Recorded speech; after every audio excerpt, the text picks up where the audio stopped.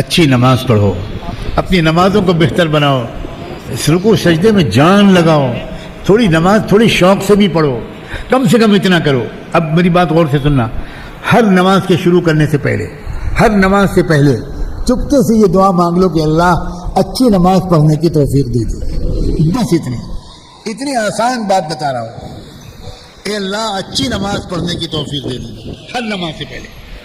نماز سے پہلے اللہ سے مدد مانگنا اور نماز کے بعد اللہ سے معافی مانگنا، اے اللہ جیسی نماز پڑھنی چاہیے تھی ویسی نماز نہیں پڑھ سکا، اے اللہ مجھے معاف کر دے، اے اللہ معاف کر دے۔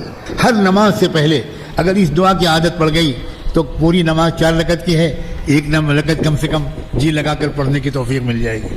کچھ دن کے بعد 2 رکعتوں میں دل لگے گا، کچھ دن کے بعد 3 رکعتوں میں دل لگے گا، پھر کچھ دن کے بعد پوری نماز میں ادھر ادھر ذہن نہیں جائے گا انشاءاللہ۔